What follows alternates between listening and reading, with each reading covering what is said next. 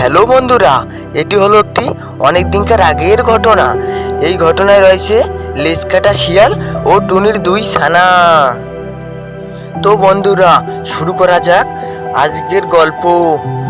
তো বন্ধুরা, একদিন একটি শিয়াল টুনি পাখির গাছের নিচে একটি ঝোপে গিয়ে ভাবছিল, আরে বাহ, এ দেখি টুনির বাসায় দুটি নাদুস বাচ্চা আছে।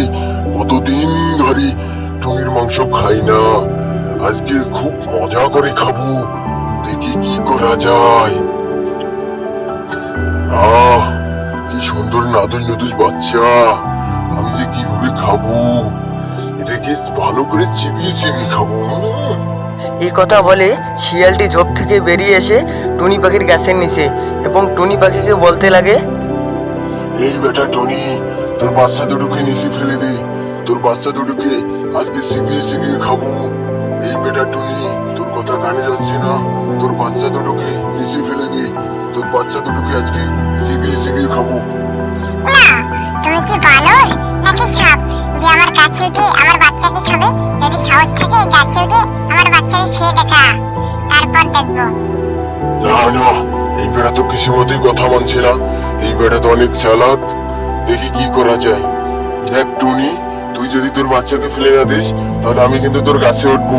এটা কথা ভেবে নিস, তারপর তোকেও এই বোকা শিয়াল, তুই কি ভাবছিস তোর কথায় আমি আমার বাচ্চাটাকে তোর কথায় ফেলে দেবো? না, আমি কখনো আমার বাচ্চাকে ফেলে দেবো না। পারলে তুই গাছে চড়ে খেয়ে দেখা, তারপরে দেখবো আমি তোর কত বড় সাহস। কারণ তুমি তো কখনোই গাছ চড়তে পারবে না, এই জন্য আমার বাচ্চাকেও তুমি আর খেতে পারবে না। তাই আমি তোমাকে এত সাহস দিয়েছি। এখনো সময় আছে। তোর বাচ্চা দুটোকে নিচে ফেল, নাহলে কিন্তু আমি সত্যি সত্যি তোর গাছ ছাড়বো এবং তোর বাচ্চাদের খাবো এবং তোকেও খাবো। তাড়াতাড়ি তোর বাচ্চাকে ফেলে দে, নাহলে কিন্তু আমি তোকেও খাবো, তোর বাচ্চাদের অনেক মজা করে খাবো। তোর বাচ্চাদের মাংস অনেক সুস্বাদু হবে, তাই তোকেও খাবো চিবিয়ে চিবিয়ে, তোর বাচ্চাদেরকেও খাবো চিবিয়ে চিবিয়ে। কি যে মজা হবে। দেখ টুনি, কথা বাড়াস না, ফেলে দে, নাহলে কিন্তু সত্যি সত্যি গাছ চড়তাছে কিন্তু, নাহলে কিন্তু খুব খারাপ। হা হা শিয়াল মশাই, তুমি কি পাগল যে আমার গাছে চড়ে আমার বাচ্চাকে খাবে? তুমি যে পাগল হয়ে গেছো, তুমি তো গাছ চড়তেই পারবে না, আর আমার বাচ্চাকে কিভাবে খাবে? বোকা শিয়াল, তুমি কিভাবে গাছে চড়বে আর আমার বাচ্চাকেই বা কিভাবে খাবে? তুমি তো চড়তে চড়তে তোমার ঠ্যাং ভেঙে যাবে। তুমি তো আর বানর না যে চেপে চেপে চড়বে। দেখ টুনি, এখনো সময় এসে তোর বাচ্চাদেরকে ফেলে দে, না হলে কিন্তু ঝাঁকিয়ে তোর গাছ ফেলে দিয়ে তোর বাচ্চা দুটোকে খাবো। এমন ভাবে নড়া দেবো যে তোর বাচ্চা দুটো অটোমেটিক পরে যাবে এবং আমার খাদ্য হবে। তাই টুনি, আর কথা বাড়াস না, তাড়াতাড়ি ফেলে দে। এই কথা বলে শিয়ালটি গাছের দিকে দেখতে থাকে এবং গাছ নড়ানোর সিদ্ধান্ত নেয়। তারপর ঝোপ থেকে বেরিয়ে এসে সে বাচ্চাটিকে সুন্দরভাবে দেখে এবং ঝোপ থেকে বেরিয়ে এসে গাছটি লাড়াতে শুরু করে এবং গাছ লাড়াতে লাড়াতে হঠাৎ করে বাচ্চা দুটি পড়ে যায় এবং বাচ্চাদের দেখে শিয়াল খুশি হয়ে যায় এবং মনের আনন্দে খেতে থাকে। বাচ্চা দুটো মনের আনন্দে খেতে খেতে তারপর খাওয়া শেষ হওয়ার পর টুনিকে বলে, দেখ টুনি, তোর বাচ্চা দুটোকে যে যেভাবে খেলাম অনেক স্বাদ পেয়েছি, কিন্তু আফসোস তোকে খেতে পারলাম না। তোকে খেলে আরো মজা হতো। দেখ টুনি, তোকে আগেই বলেছিলাম, না হলে এরকম দশা প্রত্যেকবারই করবো। তো তোকে বাঁচিয়ে রেখে আমার ভালোই হলো, কারণ তুই আবার ডিম দিবি আর আমি আবার তোর বাচ্চা খাবো। তো কোনো লুকানোর চেষ্টা করবি না, এইভাবে ডিম পারবি আর বাচ্চা দিবি আর আমি এসে এসে খেয়ে যাব। টুনি, আর কান্না করিস না, তোর বাচ্চাদেরকে তো আমিও খেয়েছি, তোকে খেতে চেয়েছি, কিন্তু তোকে আর খাবো না, কারণ তুই এবার ডিম পারবি আর বাচ্চা দিবি, তারপর আমি এসে খাবো। দেখ শিয়াল, আমার এত ছোট ছোট বাচ্চাদেরকে খেয়ে তুই কি মজা পেলি এবং কি বা স্বাদ পেলি? কেন তুই আমার বাচ্চাদেরকে খেলি? আমার কত কষ্ট হচ্ছে এটা তুই জানিস? তুই বাচ্চাদেরকে আমার ফিরিয়ে দিতে পারবি আরো? তুই মায়ের কষ্ট বুঝবি না। দেখ টুনি, আর কান্না করিস না, এবার ভালোই ভালো বলছি, চুপ হয়ে ডিম পার আর বাচ্চা দে, তারপর আমি আবার এসে খাবো। তো অত কথা বাড়াস না, আমি আর কিছুক্ষণের মধ্যে চলে যাবো। সো তুই ভালো থাকিস আর কষ্ট পাস না। তুই একটা কাজ কর, তুই নিয়মিত ডিম পার আর বাচ্চা দে, তারপর বাচ্চা দিলে আমাকে খবর দিস। আজকে আমি চলে গেলাম। এই কথা বলে শিয়ালটি ওখান থেকে চলে যায় এবং টুনি পাখিটি ওখানেই বসে কান্না করতে থাকে। তারপর দিন সকালবেলা আবার দিন গনিয়ে আসে। তারপর তার বাসায় বসে ঝিমাচ্ছিল। হঠাৎ শিয়ালের টুনির কথা মনে পড়লো। আরে টুনির ছানাদের খেলাম তো তা অনেকদিন হয়ে গেল। এর মধ্যে মনে হয় টুনি আবার ডিম পেড়েছে, আর ডিমগুলো ফুটে বোধহয় বাচ্চাও বের হয়েছে। যাই একবার টুনির বাসায় একটু উকি মেরে দেখে আসি, আমাকে দেখে হয়তো বাচ্চাগুলো লুকিয়ে ফেলতে পারে। এ কথা ভাবতে ভাবতে তারপর শিয়ালটি ওখান থেকে চলে যাওয়ার সিদ্ধান্ত নেয় এবং টুনি ওখান থেকে তারপরের দিন সকালবেলা বেরিয়ে টুনির বাসার দিকে রওনা দেয় এবং সে হাসি মনে যেতে থাকে টুনির বাসার দিকে। তারপর আবার দেখে দুটো দমদমে ছানা হয়েছে। এটা দেখে তো শিয়াল অনেক খুশি।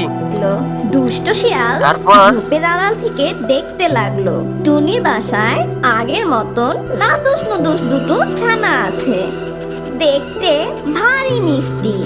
আরে ওই তো টুনির দুটো ছানা।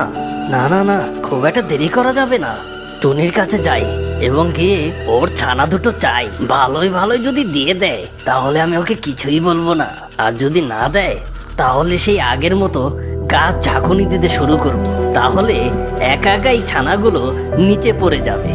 এই বলে শিয়াল ঝোপের আড়াল থেকে বেরিয়ে আসে, আবার টুনির বাসার নিচে গেল আর টুনিকে ভয় দেখিয়ে বলতে লাগলো, দেখ টুনি, ভালোই ভালো বলছি, তোর বাচ্চা দুটোকে আবারও নিচে ফেলে দেই, না হলে কিন্তু আগের বার কি করেছি এটা তো তুই জানিস।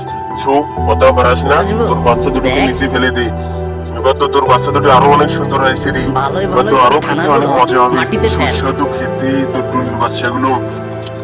তোর বাচ্চা দুটোকে নিচে ফেলে দে। দেখ শিয়াল, তুই আমার বাচ্চা দুটোকে খাস না, তোকে আজকে করে বলছি তুই আমার বাচ্চা দুটোকে খাস না। তোর বাচ্চা দুটো কি ক্ষতি করেছে যে তুই আমার বাচ্চা দুটোকে খাবি? এবারের মতো ছেড়ে দে রে ভাই, তুই আমাকে ক্ষমা করে দে, তুই আমার বাচ্চাদেরকে ক্ষমা করে দে।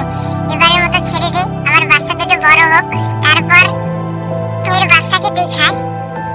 দেখ শিয়াল ভাই, তুই চলে যা, তোকে দয়া লাগে তুই চলে যা, তোকে হাত জোর করে বলছি ভাই তুই চলে যা। আমার বাচ্চা দুটোকে এবার ছেড়ে দে ভাই, তুই চলে যা রে ভাই, তুই চলে যা। দেখ টুনি, এখনো কিন্তু সময় আছে, আমি তোকে ভালোই ভালোই বলছি, ছানাগুলোকে এক্ষুনি নিচে ফেল টুনি, এখনো কিন্তু সময় আছে, আমি তোকে ভালোই ভালোই বলছি, ছানাগুলোকে তাহলে এক্ষুনি কিন্তু নিচে ফেল। আবার গাছ নড়াতে শুরু করবো এবং তোর বাচ্চা দুটোকে আবার ফেলে দিয়ে খাবো। দেখ টুনি, অত কথা বাড়াস না, তোর বাচ্চা দুটোকে ফেলে দে। আমি তোমার কাছে হাত জোড় করে ভিক্ষা চাচ্ছি, তুমি আমার ছানা দুটোকে ছেড়ে দাও ভাই, আমার ছোট্ট নিষ্পাপী দুটি বাচ্চা, ওদেরকে বাঁচা শুধু। সে আবার বলল, আমি তোমার কাছে হাত জোড় করে ভিক্ষা চাচ্ছি, তুমি আমার ছানা দুটোকে ছেড়ে দাও ভাই, আমার ছোট্ট নিষ্পাপী দুটি বাচ্চা, ওদেরকে বাঁচা সুযোগ দাও। বুঝতে পেরেছি, সোজা কথায় আর কাজ হবে না, ঝাঁকাতে শুরু করি তাহলেই তো। তোর বাচ্চা দুটো নিচে পড়বে আর আমি মজা করে খাবো।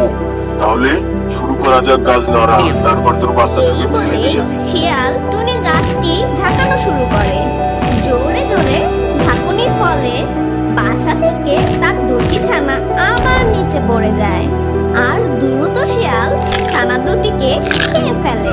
তারপর শিয়াল তার চলে যায়। দেখে মন খারাপ করে বাসায় বসে কান্না শুরু করে। এটা কি হলো? শিয়াল আবার আমার বাচ্চাকে নিয়ে গেল। শিয়ালের কখনো কোনোদিন ভালো হবে না, তুই দেখে নে শিয়াল, তোর কোনোদিন ভালো হবে না।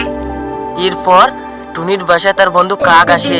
তারপর কাক টুনিকে বলতে লাগে, ছোট্ট টুনি পাখি, তুমি কান্না করছো কেন? আর তোমার নাতি নাতির ধরে ছানাই বা কোথায়? তোমার কি হয়েছে টুনি পাখি? তুমি আমাকে বলো তোমার কি হয়েছে?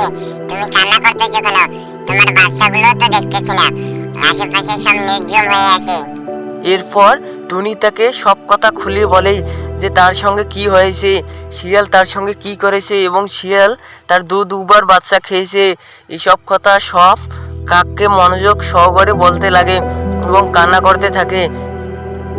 এর আগেও একবার আমার ছানা দুটো খেয়ে ফেলেছে, আর আমি কিছুই করতে পারছি না। শিয়াল এবার কাক তাকে বুদ্ধি দিতে লাগলো এবং সুন্দরভাবে বুদ্ধিটি টুনি পাখিও শুনছিল। তোমার বাচ্চা কাকটির বুদ্ধি অনেক দারুণ ছিল। তাহলে সে তোমার ছানা দুটোকে কিভাবে খেলো? পাঁচি শিয়াল বুদ্ধি করে এই গাছটি ঝাঁকাতে শুরু করে, গাছ ঝাঁকুনির ফলে আমার ছানা দুটো নিচে মাটিতে পড়ে যায়, আর শিয়াল ওদেরকে খেয়ে ফেলে। আসলে আমার বাসার গাছটি অনেক সরু, তাই শিয়াল খুব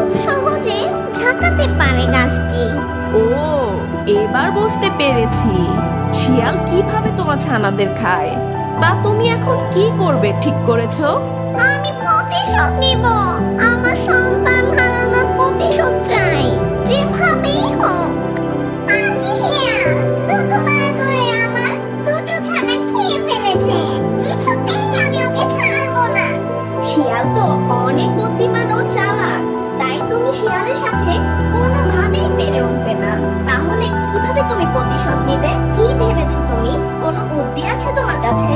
শিয়ালকে আমি যখনই সামনে পাবো ওর মাথাটা ঠোকরাতে থাকবো, আর ওর মাথা ঠোকরাতে ঠোকরাতে ওর ঘিলু বের করে ফেলবো।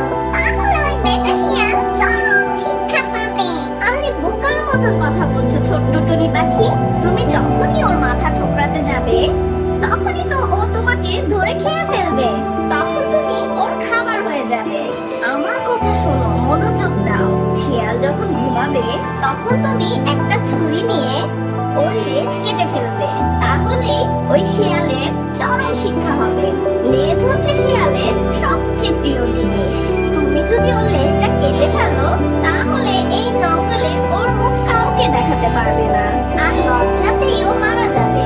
ঠিক বলেছো কাক বন্ধু, এই কাজটাই করতে হবে।